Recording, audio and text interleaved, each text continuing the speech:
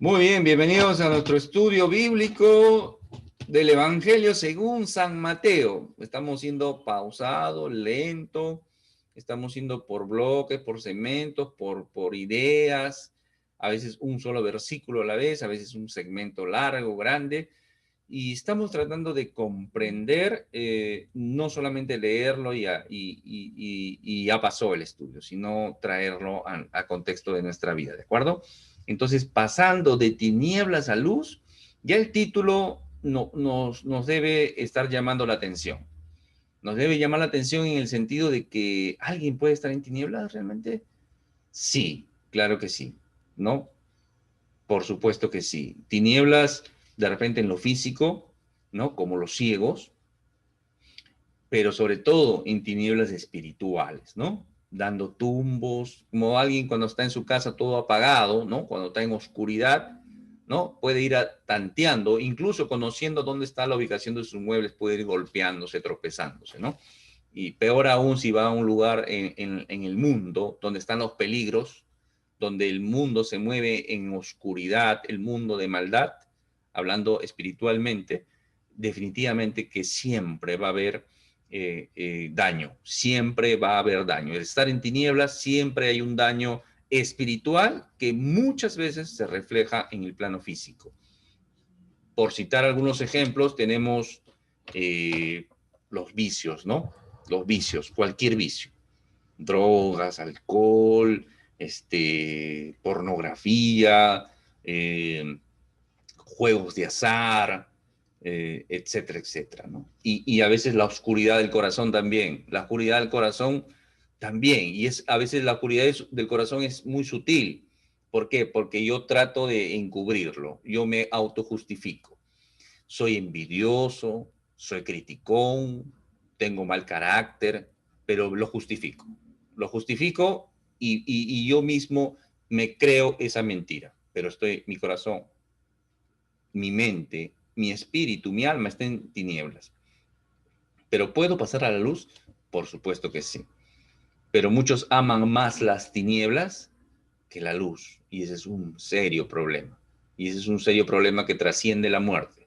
Trasciende la muerte. ¿De acuerdo? El segmento que vamos a estudiar el día de hoy es estamos en Mateo, vamos a estudiar Mateo, capítulo 9, los versículos desde el 27 hasta el 34. Dice, pasando Jesús de allí, le siguieron dos ciegos dando voces y diciendo, ten misericordia de nosotros, hijo de David. Y llegando a la casa, vinieron a él los ciegos y Jesús les dijo, ¿creéis que puedo hacer esto? Y ellos le dijeron, sí, Señor. Entonces les tocó los ojos diciendo, conforme a vuestra fe, os sea hecho. Y los ojos de ellos fueron abiertos. Y Jesús les encargó rigurosamente diciendo, mirad que nadie lo sepa. Pero salido ellos, divulgaron la fama de él por toda aquella tierra. Mientras salieron ellos, he aquí, le trajeron un mudo endemoniado. Y echando fuera el demonio, el mudo habló y la gente se maravillaba y decía, nunca se ha visto cosa semejante en Israel. Pero los fariseos decían, por el príncipe de los demonios, echa fuera a los demonios. Ese es el bloque, el segmento que vamos a estudiar. Dentro de Mateo, hemos visto el capítulo 8 y 9, ¿no? Mateo de forma temática une todo esto y vamos a encontrar 10 sanaciones, ¿no? Bueno, en realidad 9 sanidades y una resurrección. En el primero, los primeras vimos al leproso, los estudios están en YouTube, los puedes ver con paciencia. Está la sanidad de un leproso, la sanidad del siervo de un centurión, ¿no? Del siervo del centurión, la sanidad de la suegra de Pedro, ¿no? Vemos que para el Señor la pureza, ¿no? No tiene ese, ese temor, esa contemplación de tocar a un leproso, no lo toca, ¿no? Aún sabiendo que eso lo convertía en inmundo, impuro, pero es por el contrario, ¿no? El ser tocado por el Señor Jesús, lo puro, lo impuro se vuelve puro, ¿no? Se vuelve limpio. Interesante. En plano étnico, el Señor Jesús sana a este centurión que tiene una fe que el Señor no encuentra en todo Israel, ¿no? El pueblo que guardaba, que contenía, que esperaba el Mesías, ¿no? Y que niega a su Mesías y que no lo recibe, ¿no? Este centurión tenía más fe que cualquiera de ellos. la suegra de Pedro, una mujer, también el Señor restaurando a la mujer.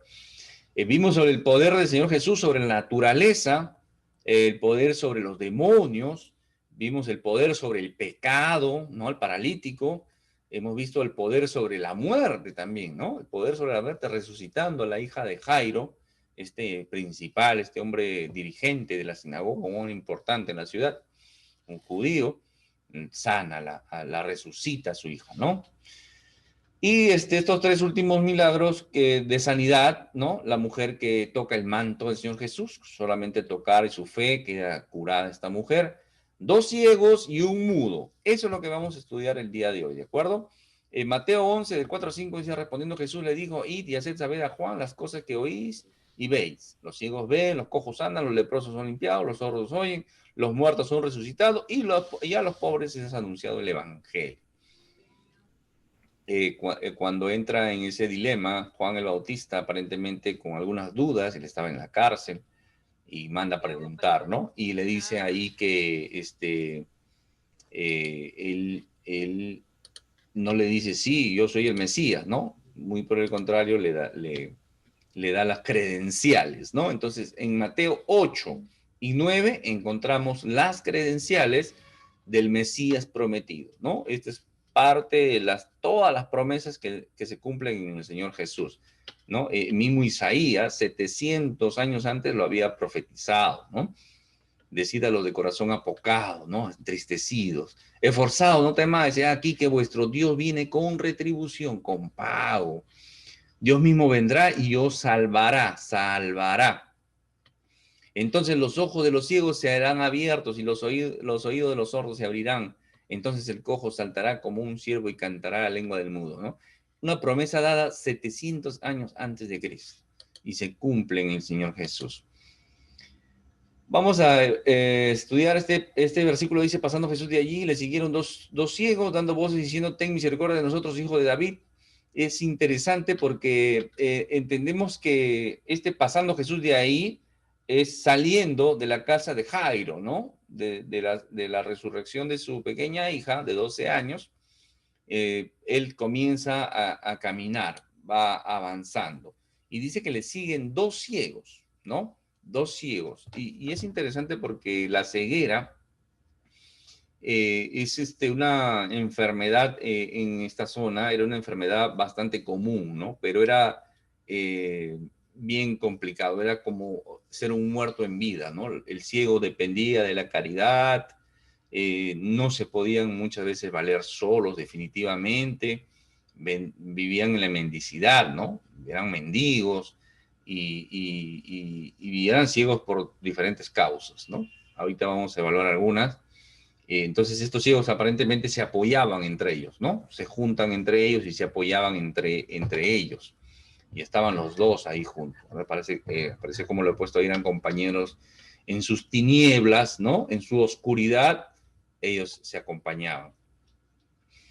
Diferentes motivos, la enfermedad, muchos eran por el tema de el mismo medio ambiente, la tierra, algunas bacterias, gérmenes, algunos eran ciegos de nacimiento por el tema de a veces la mamá, algún tipo de enfermedad venérea, ¿no? Al momento del parto, salir por el conducto vaginal, podían adquirir ese tipo de bacterias o enfermedades y quedaban ciegos, ¿no? Rápidamente, en las siguientes semanas, el niño perdía la visión. Y así, era una enfermedad realmente complicada. Dice que ellos iban dando voces, ¿no? Voces es craso, en el griego es craso. Lo pongo ahí para que de repente alguien lo quiera investigar, pero haciendo un poquito de concordancia, ¿no? Buscando esta misma palabra en otros versículos, los encontramos también en Marcos 5:5, donde dice, y siendo de día y de noche andaban dando voces en los montes y en los sepulcros. Está hablando de los gadarenos, ¿no? De los endemoniados gadarenos, que ellos andaban gritando, eso es lo que estaba diciendo ahí. Y a ver, también cuando el Señor Jesús entra a Jerusalén, el domingo, en el ingreso en la marcha triunfal, el Señor Jesús entra ahí y los niños también comienzan a gritar, dice, ¿no? Y a los muchachos aclamando, vamos a cortar acá un poquito, aclamando en el templo y diciendo, Hosana al hijo de David, ¿no? Diciendo, ¿no? Aclamando, perdón. Aclamando es craso. ¿Dónde más? Marcos 5:37, más Jesús dando una gran voz expiró, ¿no? El Señor Jesús en la crucifixión, antes de entregar el Espíritu, Él da un gran grito, podríamos entenderlo también, ¿no? En Apocalipsis 12:2 también encontramos eso, ¿no? Y estando encinta clamaba con dolores de parto en la angustia del alumbramiento.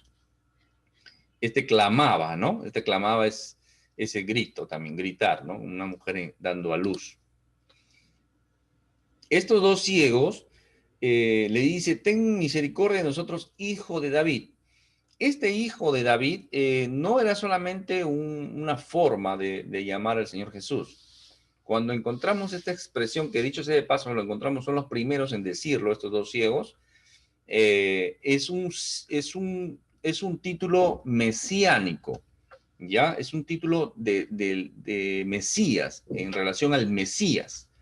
En la Escritura, en el Nuevo Testamento, cuando encuentren cualquiera de estas 7 palabritas, está haciendo referencia al reino de Dios, al reino de los cielos, ¿de acuerdo? Cuando encuentren la palabrita trono, por ejemplo, ¿no? Corona, cetro, ¿no? Todo relación al reino, ¿no? Hijo de David hace referencia al mesíasgo también del Señor Jesús. Mesías, Cristo, ungido, son 7 palabras que les ayudará en su lectura bíblica cuando lo encuentren. Mesías y Cristo significan lo mismo. ¿Qué significa? Ungido. Los dos significan ungido, sino que Mesías es en hebreo es Mesías, y en griego es Cristo. O sea, decir Cristo o decir Mesías es lo mismo, sino que uno está en hebreo y otro en griego. ¿Qué significa ungido? Ungido. ¿Qué significa ungir? Ungir significa que cuando echaban aceite, ¿no? Echaban aceite, y ese era el ungimiento, como símbolo de aprobación, ¿no? Nombramiento de parte de Dios.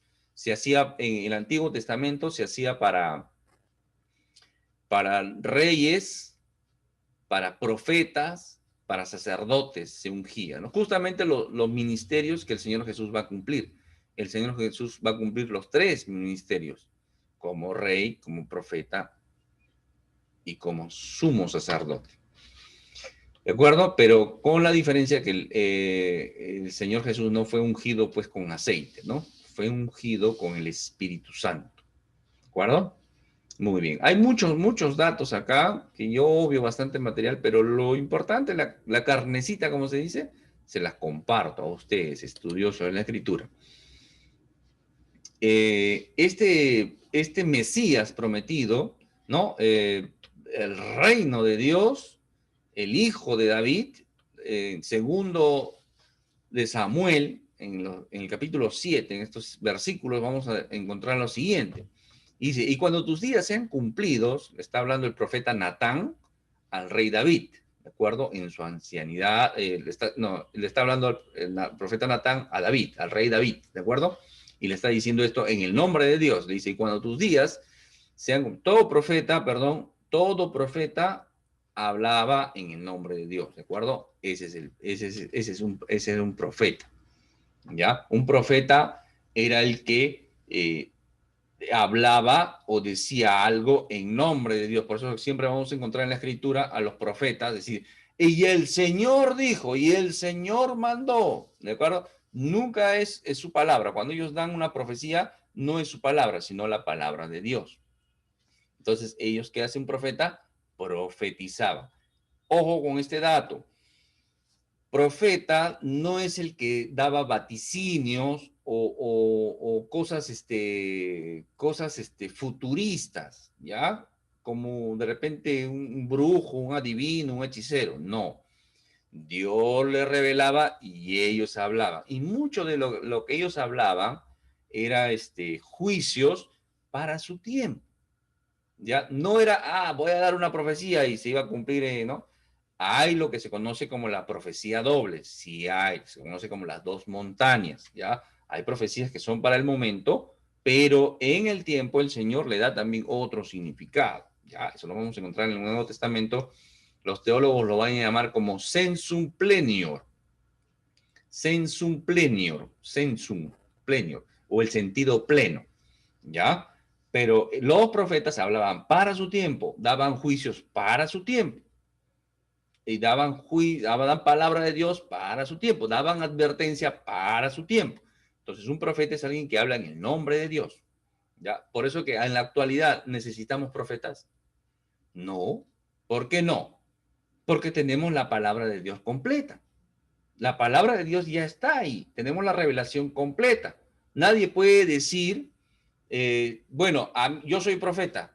Dios me ha revelado y me ha dicho que ya no hay infierno. Se apagó el fuego del infierno. No pagaron la cuenta y se acabó la luz ahí.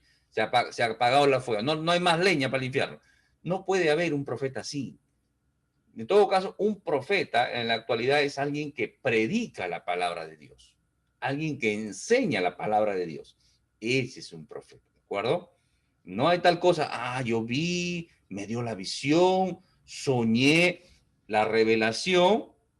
Discúlpame que me tome este paréntesis porque el tema es importante y es importante conocerlo, ¿de acuerdo? Muchos creyentes de repente no comparten conmigo esta opinión o este criterio o esta enseñanza que estoy dando en este momento, ¿de acuerdo? Un segundito.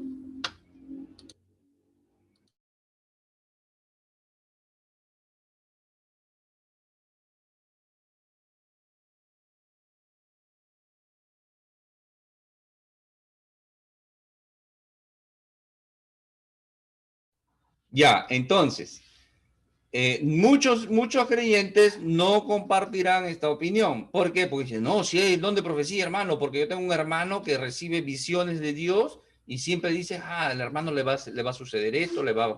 Hay que tener cuidado, hay que discernir los espíritus también, ¿de acuerdo? No vaya a ser que sea un espíritu de adivinación, ¿no? Ahí está Hechos 16, ¿ya? Entonces hay que ver había una muchacha que tenía un espíritu de pitón, ¿no? Dice, estos son hombres, siervos de Dios, enviados del Dios Altísimo. Estaba hablando para Pablo y para Bernabé, ¿de acuerdo? Sí, Pablo, Bernabé, Pablo y Silas, ¿de acuerdo? Ya, entonces, hay que tener ese criterio y ese cuidado, ¿ya? El, el punto es que cuando alguien habla ahora, tiene que hablar conforme a la palabra de Dios. Lo que dice la palabra de Dios. Hay que enseñar la palabra de Dios. Profetizar es enseñar a hablar la palabra de Dios. ¿De acuerdo? Ese es el criterio. Muy bien. Entonces, otro dato, ¿no? Cuando el Dios quería hablar con los hombres, usaba profetas. Cuando los hombres querían hablar con Dios, lo hacía a través de sacerdotes, de sumos sacerdotes. ¿De acuerdo? El pueblo, sacerdote, Dios. Así como el pueblo a través de Moisés, ¿no? Cuando Dios quería hablarle al pueblo, usaba hombres, profetas. ¿De acuerdo? Así. Y ahora tanto el Señor Jesús cumple esos ministerios, ¿no? De sumos sacerdotes, nuestro sumo sacerdote nos da el acceso libre al trono de la gracia de Dios. Él es el rey y también es profeta, ¿no? Nos habló, nos habla y nos sigue hablando a través de su palabra. Bueno, y cuando tus días sean cumplidos y duermas con tus padres, yo levantaré después de ti a uno de tu linaje, el cual procederá de tus entrañas, y afirmaré su reino, afirmaré su reino. Él edificará casa a mi nombre y yo afirmaré para siempre el trono de su reino, para siempre. Yo le seré a él padre y él me será a mi hijo. Y será afirmada tu casa y tu reino para siempre, delante de tu rostro, y tu trono será estable eternamente. Sabemos que después de ahí viene Salomón, continúa Salomón, un reino muy próspero. Después de Salomón, se parte en dos el reino, después en Israel y Judá. Israel es después exiliado por los asirios y después, 100 años después, es 120 y tantos, para ser un poco más exactos. Judá es exiliado también por el imperio babilonio, ¿no? Ahí se va el Danielito, el joven Danielito. La diferencia es que 70 años después vuelven, ¿no? Los judíos vuelven a restaurar. Ahí está Nehemías, está Esdras, esos son los post-exilio. Entonces, pero no había reino, ¿se dan cuenta? ¿Hasta cuándo? Hasta que llega el Señor Jesús. El Señor Jesús es el cumplimiento de eso, por eso dice hijo de David, ¿de acuerdo? De ahí viene el título, hijo de. Entonces, cuando los ciegos dicen hijo de David, estaban realmente teniendo el conocimiento correcto. Tenían el conocimiento correcto, ¿por qué? Porque estaban reconociendo en el Señor Jesús, no lo veían físicamente, ¿ah? Pero reconocían que Él era el Mesías, porque estaban escuchando todo lo que estaba haciendo el Señor. Él es el Mesías, y por eso que lo siguen, y lo siguen. O sea, tienen el conocimiento correcto y tienen la actitud correcta. ¿Por qué? Porque se acercan al Señor clamando misericordia. Interesante la actitud de los ciegos. Interesante la actitud de los ciegos. ¿De acuerdo? Muy bien. Avanzamos un poquito. ¿Y qué nos dice Lucas? Lucas, en el capítulo 1, 32-33, este será grande y será llamado Hijo del Altísimo, y el Señor Dios le dará el trono de David, su padre, ¿no? Está hablando el ángel Gabriel a María, y reinará sobre la casa de Jacob para siempre, y su reino no tendrá fin. Su reino no tendrá fin. Su reino no tendrá fin. ¿Se dan cuenta? Ese título, esa promesa que se había dado en segundo de Samuel a David, ¿no? En Lucas, el ángel confirma ese dato, ¿no? Y 2:4, miren. Escuchen o léalo, Lucas 2:4 dice, y José subió de Galilea, de la ciudad de Nazaret, a Judea, a la ciudad de David, que se llama Belén por cuanto era de la casa y familia de David. Tanto José como María eran de la descendencia de David, ¿de acuerdo? Descendían, su árbol genealógico descendía de David, ¿de acuerdo? En todo caso, su ascendencia, ¿no? Si lo vemos de la perspectiva de ellos, su ascendencia era hasta David, hasta el rey David, ambos, ¿de acuerdo? Si bien es cierto, José no era el padre biológico, pero se cumple también que él, ¿no? Recibe esa línea étnica, ¿no? El cumplimiento de que Jesús era. Por eso es que en la Escritura encontramos genealogías. Esas genealogías que nos aburren leer que fulano era hijo de tal, que fulanito era hijo de tal. Esas genealogías que a veces que las pasamos y no leemos en la Escritura, por eso. Por eso que después del Señor Jesús, que encontramos genealogías en Lucas y en Mateo, después ya no hay genealogías. Ya no importa, porque solamente era para cumplir que el Señor iba a ser descendiente de David. ¿De acuerdo? Miren qué interesante acá. Dice, José subió de Galilea, subió, ¿de acuerdo? Subió de Galilea a la ciudad de Nazaret, de la ciudad de Nazaret a Judea, a la ciudad de David. Vamos, acá tengo unos mapitas. Todo estudioso de la Escritura debe conocer un poquito esta geografía de los tiempos del Señor Jesús, ¿ya? Acá está Judea y acá está Jerusalén, ¿de acuerdo? Básico, el mar Mediterráneo, celeste por acá. El mar de Galilea, que está acá, ¿no? Que en realidad es un lago. El lago de Tiberíades también lo van a encontrar, o lago de Tiberíades, o Genesaret. El mar Muerto está acá abajo, ¿ya? Unidos por el río Jordán, ¿de acuerdo? Galilea, Samaria, Judea, de este lado, ¿ya?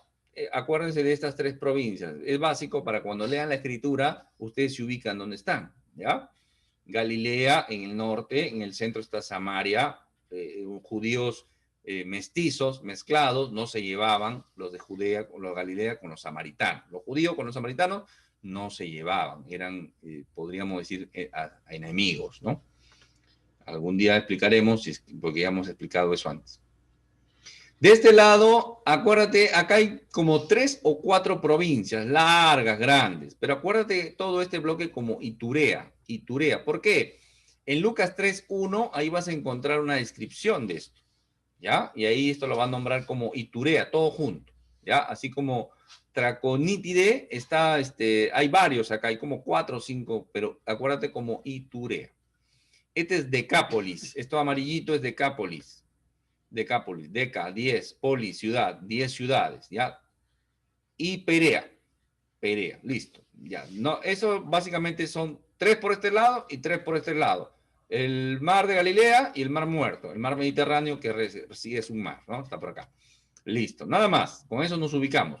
Los nombres grandes, toda Biblia, al final de las Biblias siempre hay mapas, ¿no? Atlas bíblico. Ahí van a encontrar. Siempre que encuentren un nombre grande, así como Galilea, por ejemplo, Samaria, Judea, son provincias romanas, ¿ya? Son provincias romanas. Así estaba distribuido, ¿ya? Y, por ejemplo, en Galilea, Nazaret está acá. Nazaret está acá. Nazaret está al norte. Y al sur está Judea, Jerusalén. Pero acá les doy un dato interesante. Dice Lucas 2, y José subió de Galilea, de la ciudad de Nazaret a Judea, a la ciudad de David, que se llama Belén. Subió, dice. Subió. Vamos a ver. Acá está Jerusalén. Belén está acá al sur, en este lado, en este mapita de acá. Acá está Nazaret, está al norte, está en Galilea. Pero siempre, nosotros desde nuestra perspectiva o cualquier análisis podríamos decir bajó, porque está en el norte, pues, ¿no? Del norte bajó al sur. Pero la escritura siempre que se refiera a esta zona de acá, en especial Jerusalén, siempre va a decir subió. De donde sea que venga. Y subió. Uno, porque Jerusalén estaba en cuanto a altitud sobre el nivel del mar, obviamente, estaba en un lugar, era como una meseta alta, ¿de acuerdo? Estaba en un lugar alto. Pero por el criterio religioso y la importancia de la ciudad, todo el que iba a Jerusalén subía. Por eso que dice que ellos de Nazaret van a Belén, a esa zona sur, dice, y subió, pero en realidad para nosotros está bajando, ¿sí? Solamente es para que así lo van a encontrar en la escritura. Muy bien, avanzamos en nuestro estudio. Dice, y llegando a la casa, vinieron a él los ciegos, o sea, lo venían siguiendo, y Jesús les dijo, ¿creéis que puedo hacer esto? Ellos dijeron, sí, Señor.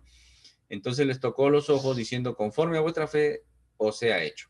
Y los ojos de ellos fueron abiertos, y Jesús les encargó rigurosamente, diciendo, mirad que nadie lo sepa.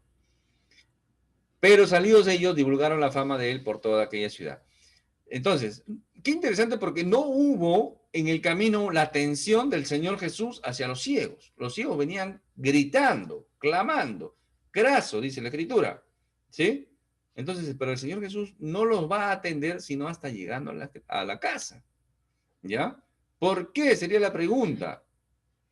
Porque el Señor estaba probando su fe y la sinceridad de su seguimiento. ¿Sí? Espero se entienda esta parte, porque cuando uno puede analizar, hay personas que leen esto y dicen, oye, qué malo el Señor Jesús, ¿no? ¿Cómo nos tiene gritando los cieguitos? No, lo hubiera sanado y ya hubiera estado... No, el Señor siempre hay una lección que hacer, siempre hay una lección que aprender, a veces para las personas, a veces para sus discípulos que lo seguían, porque va a haber una oportunidad que sus discípulos, Señor, ya, que se calle, ¿no? No, manda que se calle, porque, o sea, los discípulos se exasperan, todavía no entienden, todavía no tienen ese corazón compasivo, ¿no? En este caso, el Señor Jesús está probando la fe de los ciegos. Muchas personas se acercan al Señor, ¿no? Por el milagro, por la sanidad. Y como dice, hay una expresión que dice, ni bien nos sale el clavo, nos olvidamos el sufrimiento. Ni bien nos sacan la astilla, nos olvidamos el sufrimiento. Y a veces es así. ¿Cuántas personas no se acercan al Señor Jesús solamente por la sanidad? Solamente por el milagrito. Solamente por el milagrito, ¿no? Esto me hace acordar la historia de que había un rico, ¿no? Que estaba en una iglesia religiosa, estaba rezando, y dice que le pedía, Señor, es un gran empresario, ¿no? Señor, que me salga este contrato multimillonario, ¿no? Le rezaba al Señor y le pedía que me salga este contrato multimillonario, ¿no? Y dice que se acerca un padre de familia que no tenía que darle de comer a su familia y solamente buscaba solamente un billete, ¿no? El de menor valor. el de menor valor para darle de comer a su familia, ¿no? Y también se acerca al costado y le dice, Señor, no tengo que darle a mi familia, y comienza a pedirle también al Señor dinero, ¿no? Uno un multimillonario, el otro solamente un billete de menor valor. El multimillonario lo escucha que está rezando, también a su costado, abre su billetera, saca el billete y le dice, toma, no me lo distraigas, ¿no? Esta es una broma en realidad, pero cuánta verdad a veces hay, ¿no? Cuánta verdad. ¿Cuántas personas se acercan al Señor solamente por el interés? Y tenemos un mal criterio y un mal entendimiento de quién es Dios. ¿Por qué? Porque pensamos que Dios es una caja, un cajero automático, ¿no? O una caja dispensadora, ¿no? Esa que pones un par de monedas y cae algo.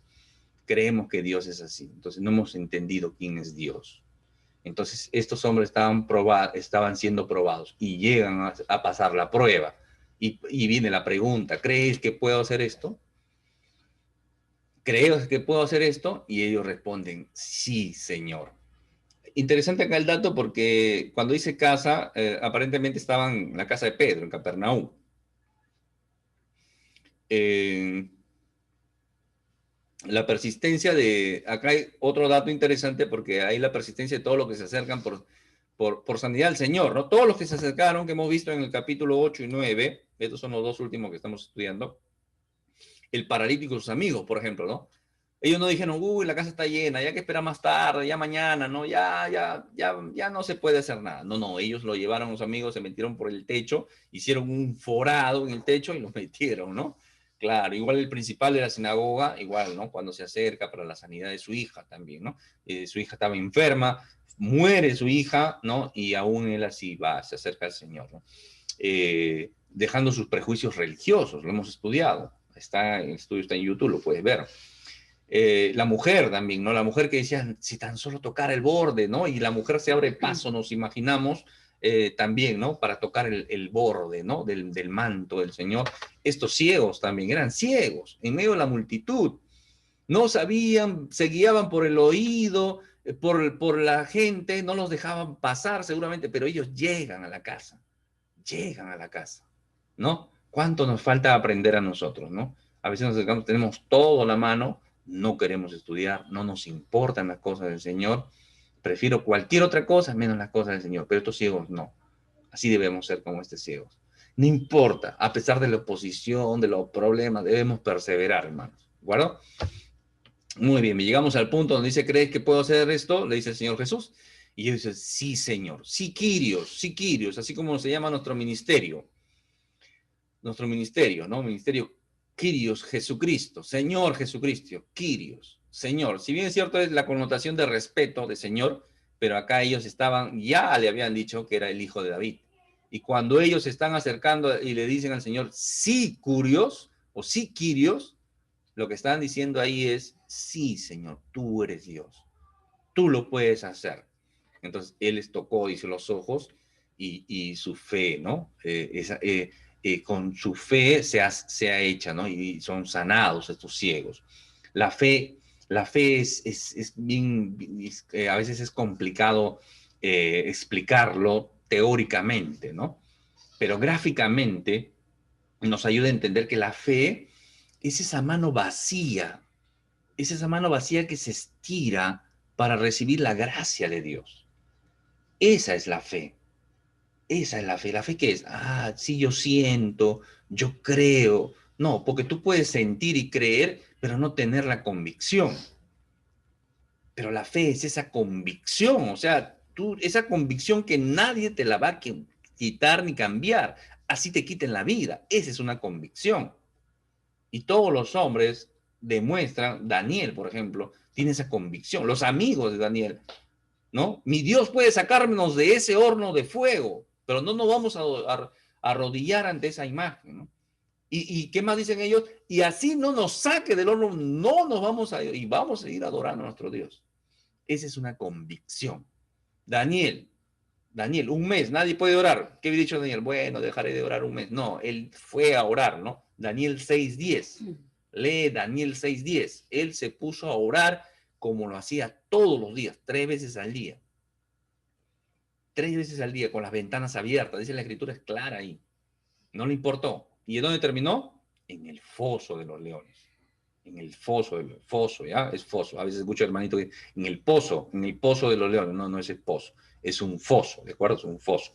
En el foso de los leones, ¿ya? Ahí termina Daniel. Y el Señor lo preserva. Esa es una convicción. Esa es una convicción. Y esa es la convicción que debemos tener tú y yo.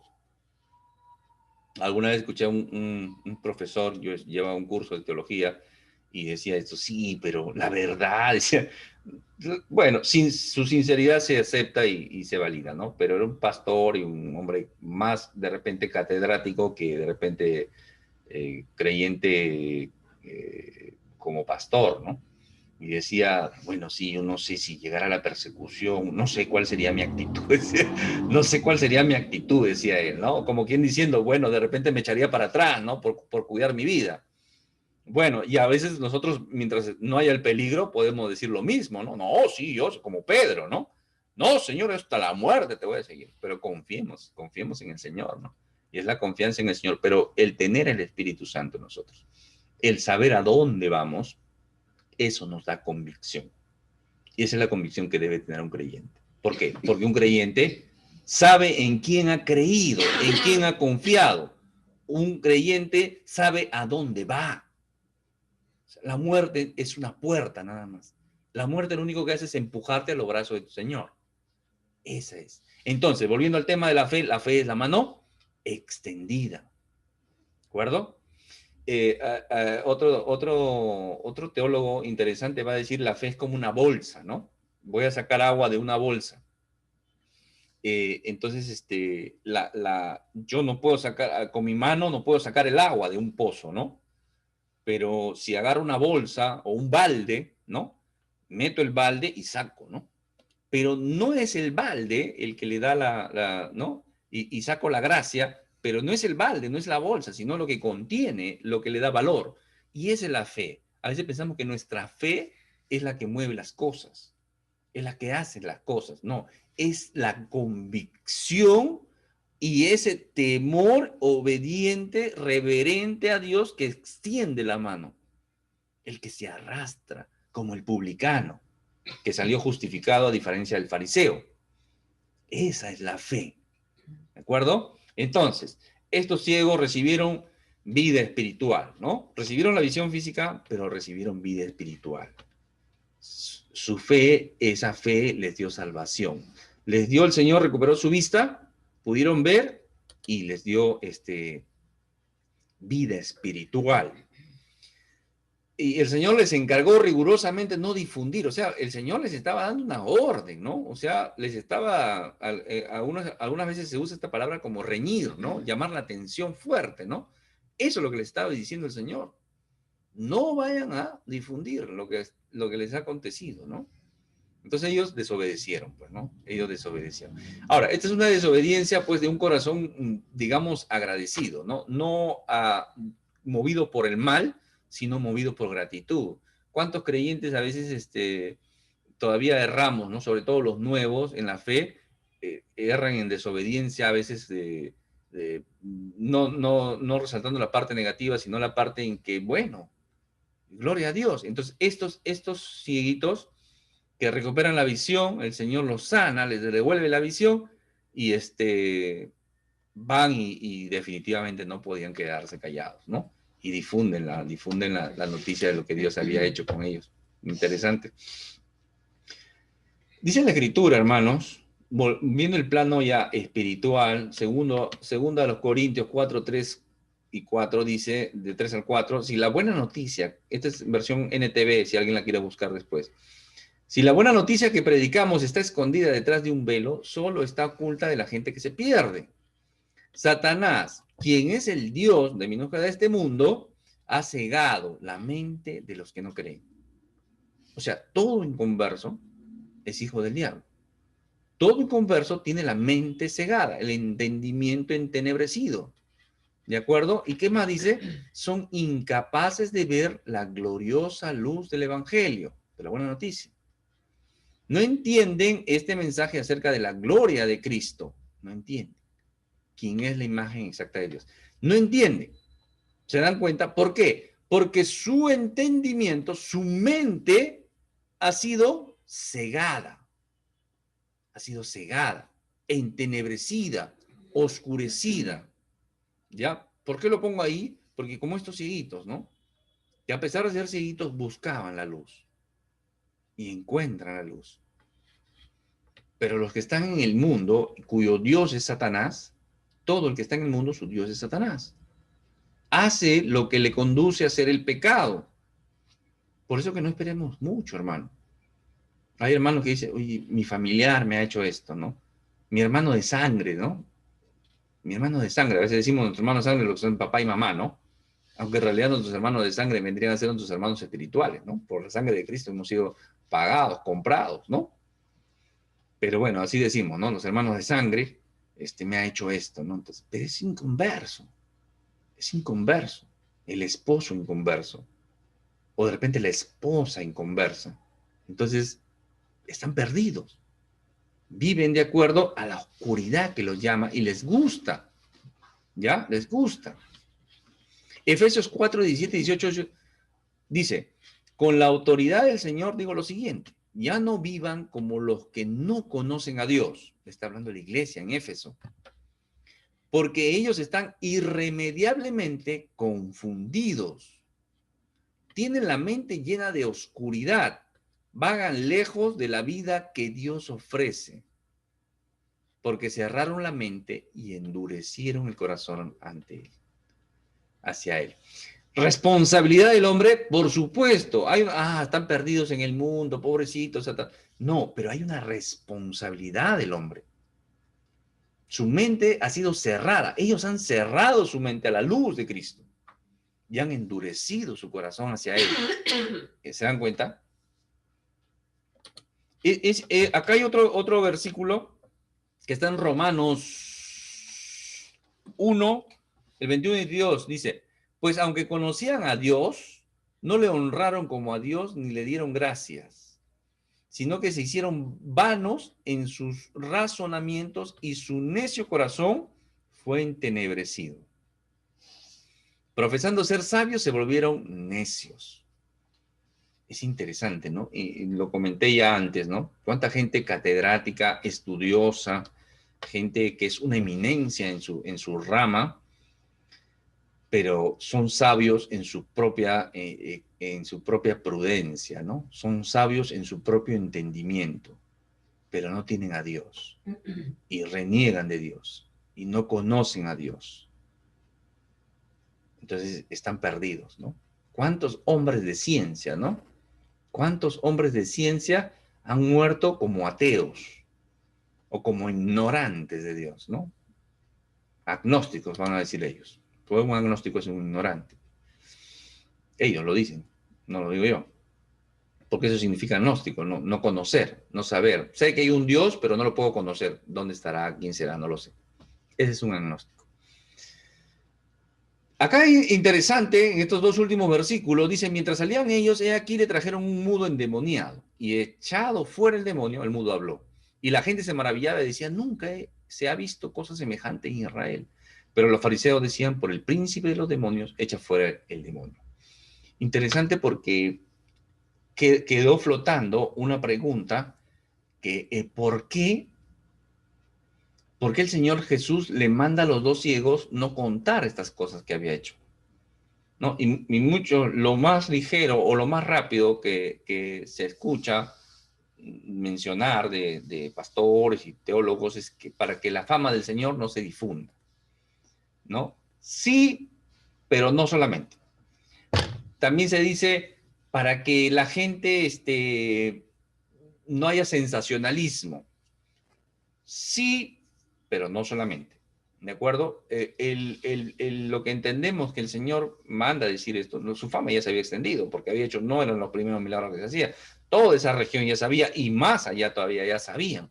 El punto era que no se vaya a hacer el tema de que la gente venga solamente que pensar que el Señor Jesús era un hacedor de milagros, sino Él estaba mostrando sus evidencias, sus credenciales mesiánicas. ¿De acuerdo? pero ese mesianazgo no podía ser como lo imaginaba en el criterio judío. El criterio judío, ¿cómo esperaba su Mesías? ¿Cómo lo esperaba? Un judío, ¿cómo espera hasta ahora su Mesías? Que sea un hombre poderoso militarmente, políticamente y en lo religioso. Eso tenía que ser un Mesías. Su Mesías tiene que ser así. Entonces, ese es el Mesías que esperaban ellos.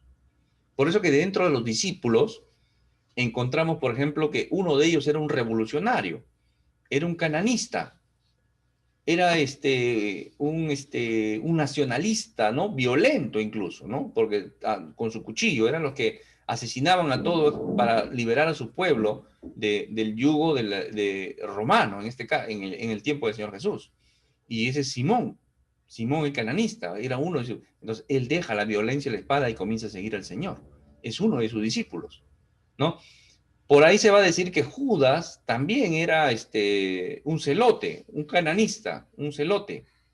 También se dice que él posiblemente era un cananista, era un revolucionario también. Y al no ver que el Señor Jesús cumplía ese rol como ellos creían que iba a ser el Mesías, puede ser que él se haya echado para atrás también. ¿De acuerdo? Entonces, igual el Señor les va a llamar la atención cuando hace la multiplicación de los panes y la gente dice, sí, acá está este es nuestro rey, este es nuestro Mesías, pero ¿por qué? Y el Señor les llama la atención, les va a decir, ustedes quieren hacerme rey a mí, pero no porque realmente ustedes lo crean así, sino porque han comido, se han llenado el vientre y se han llenado la barriga. ¿No? Y dicen, no sé si están equivocados. Entonces muchos de esos discípulos, no, entonces este no es nuestro Mesías. Y se dan la vuelta y se van. Se van, ya no lo siguen. ¿Se dan cuenta? Entonces, aparentemente eso le estaba tratando de evitar con estos dos ciegos, ¿no? ¿Y qué ocasionó también eso? Que la oposición sea más fuerte, Señor Jesús. Tenía un tiempo, el Señor iba a terminar en Jerusalén, en una cruz, pero todo tenía su tiempo, entonces no tenía que acelerar el tiempo. Es igual cuando el Señor hace el primer milagro y le dice a María, ¿no? Jesús, se ha acabado el vino, ¿no? Y dice, todavía mi tiempo no ha llegado, ¿no? En relación al vino, ¿no? En relación a su muerte.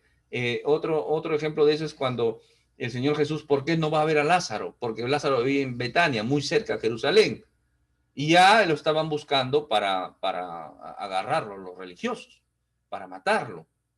Ya lo querían matar al Señor Jesús.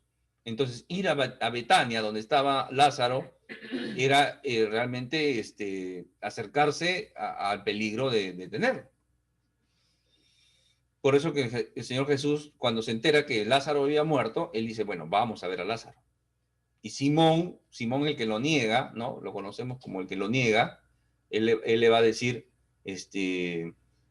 vamos y muramos también con él, ¿no? Porque estaban yendo a la muerte, pues, ¿no? Porque estaban ellos tratando de evadir todavía esa oposición de muerte que tenían sobre el Señor. Por eso que Tomás, en realidad, que nosotros lo conocemos como el que niega al Señor Jesús, ¿no? En realidad era valiente, porque dice, bueno, vamos, pues, y moramos con él también, pues si Lázaro ya murió y nosotros estamos yendo para allá, nos van a agarrar, nos van a matar, ¿no? Esa era la idea de Tomás. Pero bueno, yo permite que estudiemos ese pasaje, pero ya para ustedes, estudiosos de la Escritura, ahí les voy comentando eso, ¿no? Entonces, es interesante porque dice que mientras salían ellos, o sea, los dos cieguitos, que ya veían, aquí dice, le trajeron un mudo endemoniado. Es interesante porque ellos tienen la ceguera, los dos cieguitos, reconocen a Cristo, al Señor, buscan la misericordia de Dios, confían en Dios y se vuelven siervos, servidores de Cristo, ¿no? Es interesante esta secuencia, esta cadena de pensamiento, ¿no? ¿Por qué? Porque uno tiene alguien que no tiene a Cristo en su corazón, tiene una ceguera espiritual. Si no reconoce a Cristo como su Señor, está perdido. Si no busca la misericordia de Dios y se autojustifica, no, ¿por qué? No, yo no mataba a nadie, Ser Salvador, pero ¿de qué? ¿De qué tengo que arrepentirme? Dice la, no sé si les ha pasado, seguro que sí, porque esa es la sola respuesta normal de un inconverso, ¿no? ¿De qué me voy a arrepentir? No mato a nadie, vivo tranquilo, no le hago mal a nadie. Pero es un ladrón, es un adúltero, es un, ¿no? Un vicioso, etcétera, etcétera. Entonces, no, mucho menos va a buscar la misericordia de Dios. Está lejos. Pero esta secuencia que hacen estos cieguitos es interesante, ¿no? Y la confianza que tienen en el Señor. Y después se vuelven siervos de Cristo. Eran siervos de la oscuridad, ahora son siervos de la luz. Siervos de Cristo.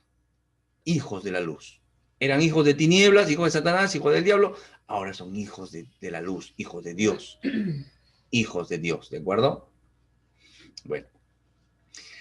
Resulta interesante porque la nueva traducción viviente, otra versión de la Biblia, este versículo 32 dice lo siguiente: cuando se fueron, un hombre que no podía hablar, poseído por un demonio, fue llevado a Jesús. Nos da a entender la escritura, ¿no? Nos da a entender la escritura que este mudo endemoniado es traído por los cieguitos. ¿Ya? Algunos teólogos van a decir que este mudo lo traen los cieguitos, ¿no? Aparentemente era su compañero, si de repente tenían una sociedad ahí en que los ciegos eran la boca del mudo y el mudo eran los ojos de los ciegos, ¿no? Porque normalmente se asocian entre ellos y posiblemente ellos recuperan la visión y lo primero que hacen es ir a buscar a su amigo y traerlo, lo entendemos así, ¿de acuerdo? Y es interesante, se podría ser, ¿de acuerdo? Entonces, dice la mudez podía ser causada por agente externo, congénito, al igual que la ceguera, ¿no? La ceguera se metían gérmenes, se dañaban el aparato auditivo y se volvían sordos, ¿de acuerdo? Sí, hay muchos, hay de nacimiento, daños de nacimiento también, pero dice acá que este era mudo por, por un demonio, por un demonio. Después de ser echado el demonio, el mudo habló. ¿De acuerdo? ¿Hay enfermedades que pueden ser causadas por demonios? Sí, seguro que sí, seguro que sí. ¿Hay enfermedades que son causadas por pecado? Sí, seguro que sí. ¿Todas? No. Pero hay diferentes fuentes, diferentes causas, diferentes motivos. En este caso, la palabra es clara, ¿no? El Señor no dice cómo lo expulsó, lo reprendió, lo botó, no lo sabemos, pero dice que y echó fuera el demonio y el mudo habló, se acabó el asunto. ¿Y qué hacía la gente? Se maravillaba, decía, oh, mira, qué maravilloso, ¿no? Entonces siempre va a haber esos dos, ese tipo, ¿no? Los que se acercan al Señor, los que creen al Señor, los que se maravillan, los que les gusta estar ahí y los que se oponen, en este caso los religiosos, ¿no? Los religiosos. Los religiosos siendo los que tenían que ver, lo que es confiar y aprender y reconocer estas evidencias en el Señor Jesús, no lo hacen. Muy por el contrario, lo rechazan. ¿No? Y encima le atribuyen estos milagros a los demonios, ¿no? Y el Señor Jesús más adelante le va a explicar, hoy no puede ser por los demonios, si fuera por los demonios, de ellos mismos no van a estar peleando contra ellos, o separándose entre ellos, o dividiéndose entre ellos, ¿no? Eso es lo que va a decir el Señor Jesús más adelante. Y es interesante porque hay personas que reconocen al Señor, rechazan al Señor directamente, no quiero saber nada de esto, no es conmigo. Hay personas que sí, alaban al Señor, me gusta Cristo, me gusta cómo piensa, me gusta su moral, pero igual, en cierta forma, igual lo rechazan. Porque si no se rinden ante su señorío y creen que es un profeta, que es un hombre más, etcétera, etcétera, entonces están perdidos igual, no sirve. Lo único que sirve es acercarnos como estos cieguitos, ¿no? A reconocer a Cristo. En humildad, en pobreza, en espíritu, acercarnos a Él, buscando su misericordia, confiando que Él nos puede salvar del pecado. Solamente en Él hay salvación, hay vida eterna, hay vida abundante. Y ser realmente pasar de las tinieblas a la luz. Es interesante y termino con este versículo que dice... primera de Pedro 2.9 dice, pero ustedes son linaje escogido, ¿no? Una línea, el real sacerdocio, un sacerdocio real, del rey. Son una nación santa, un pueblo que pertenece a Dios. ¿Para qué? Para que proclamen las obras maravillosas de aquel que los llamó. ¿De dónde? De las tinieblas a su luz admirable. ¿Para qué me ha llamado de las tinieblas? Para proclamar las maravillosas obras de Él. Así es. Y todo eso que somos. Somos el linaje escogido, el real sacerdocio, ¿no? Y podríamos hacer todo un estudio solamente de este versículo. ¿De acuerdo? Muy bien. Dios le bendiga. Fue con ustedes Jorge Ocampo, siervo del Señor Jesucristo.